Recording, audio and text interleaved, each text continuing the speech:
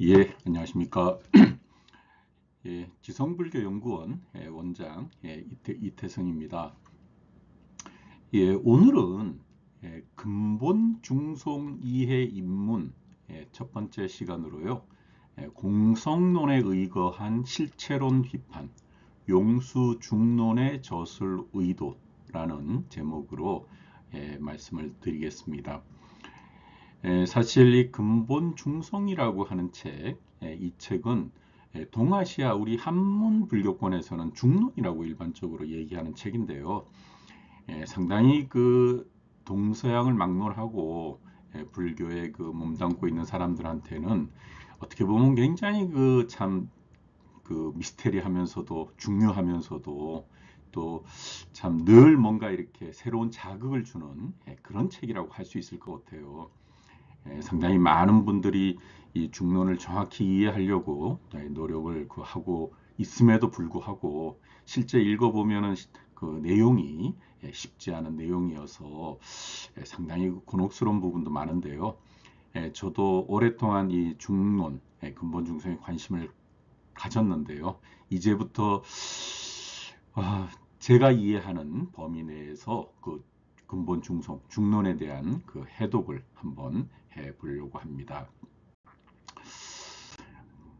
예, 이 근본 중성, 중론이라는 이런 책은 그 실질적으로는 이 근본 중성이라는 그 기본 그 어떤 그 핵심되는 개성이 있어요. 그래서 그 개성에 대해서 많은 사람들이 주석서를 그 붙였는데 이 동아시아 한문권에서 그 주석서하고 이 근본 중성을 합쳐서 이 중론이라고 이렇게 말을 하는데요. 일반적으로 중론으로 그냥 표기도 하고 또 근본 중성이라고 해서 정확하게 용수가 지은 그런 어떤 개성에 대해서 연구할 때 이렇게 또 중성, 근본 중성이라고 얘기를 합니다.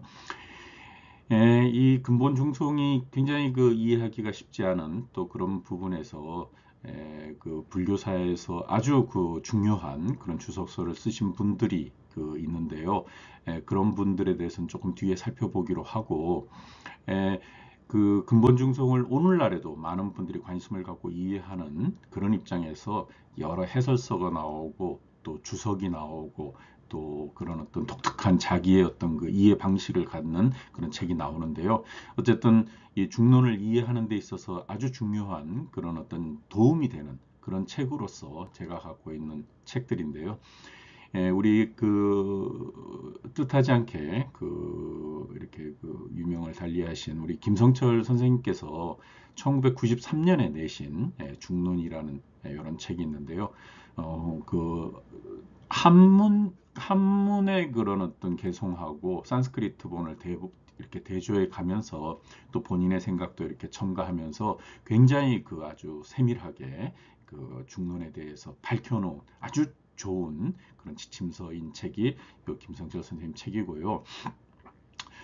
일본에서 나온 책으로 2016년에 용수 근본 중성을 읽다라는 이런 책이 나왔는데 이 책이 2018년에 그 배경환 선생님께서 이렇게 중론이라고 이렇게 그 번역을 했어요. 상당히 그 세밀하게 그 아주 그 잘 되어 있는 설명인데 특히 여기 그 가치라 쇼류라고 하는 이 선생님께서는 뭐 세계적으로 유명한 특히 불교 논리학이라든가 뭐 인명이라든가 아주 그 참 불교 부분의 어려운 부분에서 그 굉장히 유명하신 그런 어떤 학자신데요. 이 선생님하고 이 고시마라는 선생님하고 같이 책을 낸 책이기 때문에 상당히 많은 그 중론 이해에는 도움이 될 수 있는 그런 책이 이 중론입니다. 배경화 선생님 2018년에 책을 내셨고요.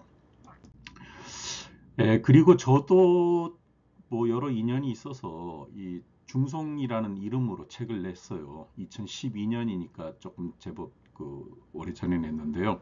2022년에 개정판도 그 이렇게 냈고요. 그래서 그 저 나름대로 이제 중론에 대한 이해는 꾸준히 그 나름대로 노력은 하고 있었는데 음, 상당히 그 만만치 않다는 생각을 지금도 하고 있지만 그래도 지금까지 정리된 그런 뭐 생각들을 한번 좀 밝혀볼 필요가 있겠다 해서 오늘 이런 강의를 준비했고요. 이 저의 책 속에 뭐 있는 내용인데요. 근본 중송에 대한 고전적인 주석서, 아주 불교사에 남는 아주 중요한 주석서로서는 요 무에서, 중론. 이 무에서는 나가르주나 본인의 이제 주석서고요. 중론은 구마라집이 번역한 중론, 핑갈라, 범청목이라는 분이 주석을 썼고요. 순중론, 불호주, 반야등론, 대승중관성론, 명구론 이런 책들이 그 근본 중성에 대한 주석을 덧붙인 불교사에서 아주 중요한 그런 책들이고요. 특히 이제 이 책 속에 불호주, 반야등론, 명구론 이런 것들은 이제 이 근본 중성을 쓰고 난 이후에 이 용수의 어떤 그 사상적 흐름을 중간학파라는 말로 표현하는데요. 그 중간학파의 어떤 그 사상적인 그 깊이를 더욱 깊게 만들어 준 그런 역사적으로 이제 그런 어떤 사례를 보여주는 것이 불호주, 반야등론서, 명구론 이런 건데요. 이런 내용들은 불교사에서 굉장히 중요한 연구 테마이기도 하고 지금도 이제 많은 분들이 관심을 갖고 그렇게 또 연구를 하고 있는데요. 저의 그 근본 중송은 기본적으로 여기 그 물라 마디야마카라고 하는 것이 이제 여기 근본 중송인데요. 이 물라 마디야마카 까리까라고 하는데 근본 중송에 대한 이 무에소의 그 나가르주나의 그 주석서 무에소를 뭐 전체가 아니고요. 일부분을 덧붙여서 근본 중송이라고 이렇게 출간을 했습니다. 그랬을 때 이제 그 근본 중송의 전체적인 그 내용은 요 귀경계로부터 귀경계 이것도 상당히 중요한데요. 귀경계가 있고요. 그다음에 27장에 걸친 그 각각의 챕터에 대한 개송들이 전체 한 450여 개 정도의 개송이 각각의 챕터 이름에 따라서 이렇게 나와 있는데요. 뭐 오늘은 사실은 이제 요 전체적인 어떤 그 중론 이해의 어떤 기본 어떤 입장이라 그럴까요? 그런 걸 이제 뭐 공성론과 실체론이라는 이름으로 이렇게 살펴보려고 하는데요. 향후 조금 그런 중성에 대한 이해가 깊어지면 각각 챕터별로 조금 한번 중요한 부분은 살펴보려고 합니다. 전체적으로 27장에 걸쳐 있는 근본 중성 이해해 주시고요. 참고해 주시면 좋겠습니다. 그래서 이제 오늘 그 제가 그 제목을 공성론에 의거한 실체론 비판이라고 이렇게 표현을 했는데요. 사실 이 공성론이라고 하는 것은 공에 대한 그런 통찰에 근거한 어떤 그 논의, 뭐 논의라고 하는 것은 뭐 주장도 될 수 있고 어떤 입장도 될 수 있는데요. 공에 대한 온전한 입장에 근거한 그런 어떤 주장, 뭐 입장 그런 건데요. 이 공이라고 하는 말은 실체가 없는 그런 어떤 입장, 그런 상태를 얘기하는데 따라서 이제 모든 존재는 실체적인 본성을 갖지 않는다는 그런 입장을 전제로 해서 이제 그 자신의 입장을 밝히는 그런 입장을 공성이라고 얘기하는데요. 이 공성이라는 말은 다른 말로 하면 연기론이라고 얘기할 수 있어요. 공성론이라는 말은 연기론. 그래서 공성론을 주장하는 사람을 공성론자 이렇게 표현을 한다면 연기론을 주장하는 사람, 연기론은 연기론자, 연기론을 주장하는 사람은 연기론. 이렇게 얘기할 수 있는 것은 이 그 중론의 중송의 24장 18, 19개송에 이런 말이 나와요. 연기인 것, 그것을 우리들은 공성이라고 말한다. 그것은 의존해서 시설된 것이며 실로 그것이 중도이다. 어떠한 법이라도 연기하지 않은 것은 존재하지 않는다. 그럼과 달리 어떠한 법이라도 공이 아닌 것은 존재하지 않는다. 이런 식으로 연기하지 않는 것은 존재하지 않고 공이 아닌 것은 존재하지 않고 따라서 연기한 것이 공이라는 이런 입장인데 이런 입장에서 이제 공성론, 연기론 이런 입장을 얘기할 수 있는 거고요. 이런 입장은 이제 그 실체론하고 이제 대비가 되는데 이 실체론이라고 하는 것은 무엇인가 변치 않는 절대적인 것이 있다고 주장하는 그런 입장이거든요. 그런 입장들은 뭐 인도에서는 아주 그 비일비재하게 많았고 또 중요한 입장으로서 이렇게 간주되어졌는데 이제 그런 입장에 대해서 그 공성론의 입장에서 이 실체론을 이제 비판하는 입장이지만 이 실체론이라는 것은 자기 동일성 뭔가 변치 않는 본질성을 갖고 있는 것, 그걸 자기 동일성이라고 이렇게 표현할 수 있지 않을까 싶어요. 자기 동일성을 본질로 하며 변치 않는 절대적인 개념인 실체에 근거한 논의. 따라서 그런 실체에 해당하는 것으로서는 이 근본 중성에서는 자성이라는 말이 가장 많이 나와요. 그 자성, 아트만, 본질, 주체 뭐 이런 말들이 많이 나오는데요. 그 중에 이제 대표적인 이 자성이라는 말을 어떻게 표현하고 있냐 하면 제 15장 1, 2개송에 보면은 자성은 연과 인에 의해 생긴다는 것은 옳지 않다. 자성이 연과 인에 의해 생긴 것이라면 그것은 만들어진 것이 될 것이다. 더욱이 어찌하여 자성이 만들어진 것이라고 하는 것이 있을 수 있겠는가? 왜냐하면 자성은 만들어진 것이 아니며 다른 것에 의존하지 않는 것이기 때문이다. 따라서 자성의 정의를 이렇게 살펴보면 만들어지지 않은 것, 다른 것에 의존하지 않는 것. 그러니까 홀로 영원히 존재하는 그런 어떤 그 성격을 갖고 있는 그런 것을 우리가 이렇게 실체라는 자성이라는 말, 또 실체라는 이런 말로 표현할 수 있는데요. 근본 중성에는 여러 가지 그런 실체의 개념들이 나타나고 그것에 대해서 이제 용수가 나가르주나가 비판하는 그런 입장이 나타나죠. 따라서 이제 그런 그 실체에 대한 어떤 그런 입장을 한번 살펴보면 특히 아트만에 대해서 이제 비판을 하면요. 이 아트만이라고 하는 것은 뭐 우리가 이제 불교는 무아설이라고 얘기하잖아요. 무아설이는 아가 없다라고 했는데 그 안 아트만이라고 이렇게 얘기를 하는데요. 이제 아트만이 있다라고 하는 그런 입장. 그게 이제 어떻게 보면 인도의 뭐 바라문교 뭐 힌두교의 그 근본 입장이라고 얘기할 수 있는데 상당히 이제 명확한 차이가 나는 거죠.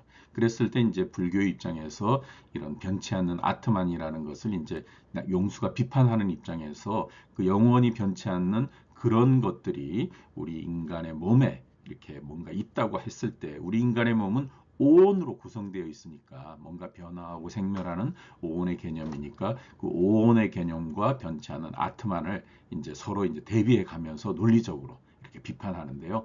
그것이 제 18장의 일개송에는 이런 식으로 나타나요. 만약 아트만이 온들과 같은 것이라면 생멸의 성질을 갖는 것이 될 것이다. 만약 아트만이 온들과 다른 것이라면 온의 성질을 갖지 않는 것이 될 것이다. 이런 식으로 이제 첫 개송을 이렇게 말을 한 뒤에 이제 계속 그 논리적으로 서로 이제 대비해 가면서 이제 비판을 하고 있는데 이 18장도 나중에 시간이 되면 한번 살펴보도록 그렇게 하겠습니다. 그 다음에 이제 그 좀 재밌는 건데요. 그 아트만이라든가 또 이제 그 바라문교에서 얘기하는 뭐 브라만 그런 실체적인 성격을 갖고 있는 그런 걸 비판하지만 또 불교 안에서도 이런 자성이라는 말 또는 뭔가 고정적 실체적으로 이렇게 보는 입장 그랬을 때 부처님 열애를 실체적으로 보는 것에 대한 비판 이런 것도 나타나요. 그리고 이제 우리가 그 자성이라는 것도 뭐 대승불교 이전에 그 설일체 유부라고 하는 부파불교에서 자성이 본질적인 자성이 있다 이런 입장을 그 주장했는데 그런 입장에 대한 비판이기도 하고 또 그런 입장에서 열애를 뭔가 본질적인 그런 실체가 있다고 하는 이런 입장을 이제 비판을 하는 그런 내용이 제 22장에서 나오는데요. 제 1, 2개송을 보면 열애는 오온 그 자체도 아니며 오온과 다른 것도 아니며 열애 가운데 오온이 있는 것도 아니며 오온 가운데 열애가 있는 것도 아니며 열애는 오온을 가진 존재가 아니다. 그렇다면 열애란 어떠한 존재인가? 만약 붙다, 열애가 오온에 의존해서 존재하는 것이라면 자성으로서 존재하는 것은 아니다. 자성으로서 존재하지 않는 것이 어떻게 타성으로서 존재하겠는가? 그래서 이렇게 열애라는 존재가 뭔가 고정적 실체적으로 존재하는 것이 아니다 하는 이런 입장을 이 22장에서 이제 쭉 살펴보고 있는데요. 상당히 그 아주 중요하면서도 그 아주 시사하는 바가 굉장히 크죠. 우리가 뭐 부처님 이런 말들을 자주 쓰는데 이 부처라는 그런 그 내가 부처다든가 뭐 이렇게 부처라는 존재를 어떻게 이렇게 상정을 하게 되면 그거는 부처가 되기 위한 많은 공덕을 쌓아서 이제 부처가 되는 거지만 원래적으로 본질적으로 그런 붓다로서의 어떤 그런 것을 전제한 변치 않는 붓다라는 것은 없다. 이런 거기 때문에 상당히 그 의미하는 바가 크다고 얘기할 수 있을 것 같아요. 그 다음에 이제 중론 보면 그 자성으로서 그 존재하는 연에 대한 고찰인데요. 요거 이제 제1장 관연품이라고 하는 곳에서 얘기하고 있는 아주 중요한 내용입니다. 그래서 한번 살펴보면요. 결과를 일으키는 작용은 연을 가지는 것이 아니며 작용은 연을 가지지 않는 것도 아니다. 갖가지 연은 작용을 갖지 않는 것이나 또 작용을 갖는 것으로 존재하는 것은 아니다. 이것을 연으로 해서 그것이 생긴다고 할 때 이것들이 연이라고 일컬어진다. 이것들이 생겨나지 않는다면 비연인 것이 어찌 아니겠는가. 이렇게 이제 얘기하는데요. 요 일장도 나중에 한번 요거는 살펴보도록 하겠는데요.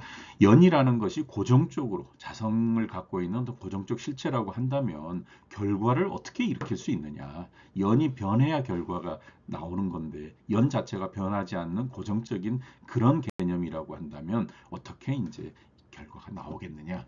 그런 어떤 입장에서 이것도 전통적인 부파불교의 그런 연에 대한 입장을 살펴보는 거라고 할 수 있을 것 같아요. 그 다음에 이제 가고 있는 그런 현상에 대한 주체. 그래서 이제 이런 것들도 상당히 그 중론에서 많이 나오는데요. 우리가 현상적으로 뭐 생긴다든가 간다든가 온다든가 뭐 이런 어떤 작용이라든가 움직임을 그냥 작용 움직임으로서 보는 게 아니라 그런 작용을 뭔가 이렇게 작용하게 하는 어떤 행위 주체가 있다고 하는 그런 입장에서 비판을 하는 거기 때문에 뭔가 이렇게 절대적인 것이 있다라고 하는 마치 아트만이 우리 인간 내면에 아트만이 있다 뭐 이런 식의 입장하고 상당히 유사한데요.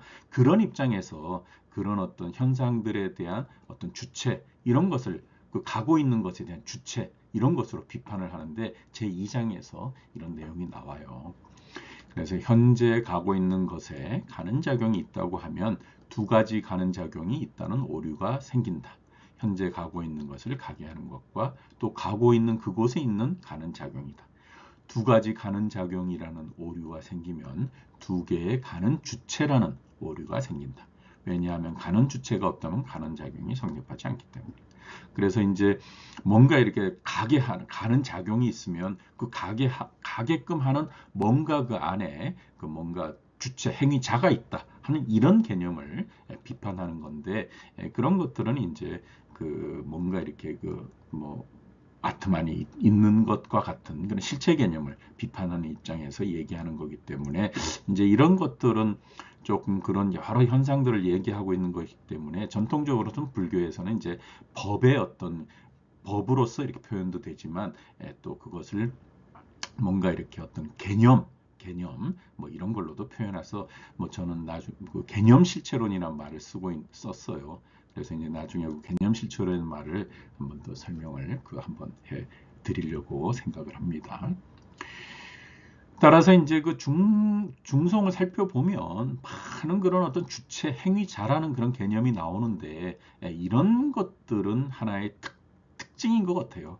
그래서 이제 이런 개념을 설정해서 개념에 대한 어떤 주체자를 설정하고 또 주체자로부터 이루어지는 어떤 작용을 이제 이렇게 관련해서 이렇게 설명하는 것이 용수의 그런 특징적인 그런 입장인데 제1장의 그 연에 대한 그런 어떤 주체로서 연을 얘기했는데 2장은 가는 자, 3장은 인식 기능, 뭐 4장은 물질, 그다음에 5장은 허공, 뭐 등등등 해서 그런 어떤 주체자에 대한 그런 내용들이 많이 나오는데요. 이런 것들도 나중에 기회가 되면 한번 살펴보도록 하겠습니다.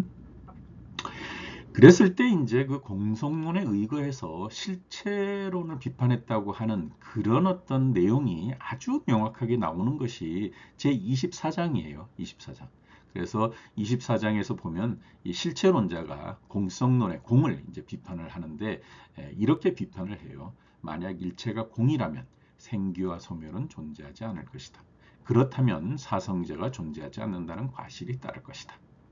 그래서 일체가 다 공이라고 한다면 뭔가 이렇게 뭐 생겨난다거나 없어지는 구체적인 눈에 보이는 현상조차도 다 없다고 얘기하는 것이냐? 이제 그렇게 이제 얘기해서 일종의 뭐 허무주의 같은 그런 입장으로서 비판을 하는데 이제 그런 내용에 대해서 공성론에 의거해서 이제 실체론을 비판하는 내용이 같은 24장 안에 나오고 있는데요. 만약 이 일체가 공이 아니라면 생기와 소멸은 존재하지 않을 것이다. 그 어떤 사성제가 존재하지 않는다는 과실이 따르. 그래서 공이 아니라면 실체적인 자성에 의한 것이라면 오히려 이제 생기와 소멸은 존재하지 않을 것이다. 이런 식으로 얘기를 하는데 24장은 굉장히 중요한 그런 챕터여서 나중에 전체적으로 한번 살펴보도록 하겠습니다. 따라서 이제 우리가 그 근본 중성을 이렇게 살펴보게 되면 전체적인 어떤 그 근본 중성에 대해 의도하는 것이 뭔가 하는 그런 것을 한번 이런 식으로 정리할 수 있지 않을까 싶어요. 그래서 이런 입장을 갖고 이렇게 보면은 조금 그 개별적인 그런 개송이라든가 이런 데서 우리가 잘 이해 안 되는 것도 좀 거시적인 안목에서 좀 이해될 수 있는 그런 부분이 있지 않을까 싶은데요. 첫 번째가 이제 공성론에 의거해서 실체론을 비판한다고 하는 것. 그 다음에 이제 공성론은 연기론으로 전통적인 무화설을 대승적인 입장에서 전개시킨 것이라고 하는 것. 그 다음에 대승불교 입장에서 불교와 바라문교의 실체론을 비판. 이때 이제 불교라고 하는 것은 대승불교 이전에 부파불교, 우리가 그 제법의 자성으로서의 어떤 그런 자성으로 실체론을 인정한 그런 설체 유부와 같은 그런 입장이고, 그다음에 바라문교, 아트만을 주장하는 이런 바라문교죠. 그 다음에 이제 실체론 비판의 기본 논리는 귀류법과 개념 실체론, 언설 개념 실체론, 이런 건데요. 이 귀류법이라고 하는 것, 뭔가 이렇게 어떤 그 실체를 설정하게 되면 오류가 생긴다는 논리적인 귀결을 만드는 그 논리적으로 표현하는 귀류법과 또 뭔가 어떤 개념이 있다, 개념이 실체적으로 있다라는 그런 개념을 두루두루 살펴서 이제 그런 개념 실체론을 비판하는 것. 이런 입장인데요. 이런 입장도 한번 나중에 더 세밀하게 살펴보도록 하겠습니다. 그 다음에 연기하는 삶에 대한 공성의 이해를 통해 깨달음의 경계에 도달하는 것. 그 다음에 반야바라밀다 실천을 통한 정각의 실현을 구체적으로 제시합니다. 그래서 용수라는 분이 이렇게 이제 실체론으로서 뭐 자성이라든가 여러 아주 그 변치 않는 것을 이렇게 그 비판하는 것은 연기하는 삶에 대한 정확한 이해를 하라고 하는 그런 입장이 있는 것 같아요. 그랬을 때 이제 그것이 그 실체에 대한 비판으로서 공성론을 통찰하는 공성에 대한 완벽한 이해를 갖는 건데, 그런 입장은 대승불교의 이 반야바라밀다, 육바라밀다 중에 이제 반야바라밀다의 실천과 상통하는, 그래서 육바라밀다 전체의 실천과 그 관련이 되는 그런 입장하고 상통하는 거라고 할 수 있어요. 그랬을 때 이제 우리가 그 반야심경에 나오는 제법 자성공이라든가 반야심경의 내용이 이제 논리적으로 뭔가 이렇게 설명을 하게 되었을 때 이런 어떤 공성 그 근본 중성에서 용수가 이렇게 얘기하는 공성론에 대한 어떤 구체적인 그런 논증, 이런 표현으로도 나타날 수 있는 거기 때문에 대승불교의 기본적인 그냥 반야바라밀다의 어떤 구체적인 그런 모습을 논리적으로 표현한 것이 중론이다. 이렇게 얘기를 해도 되지 않을까 싶기도 합니다.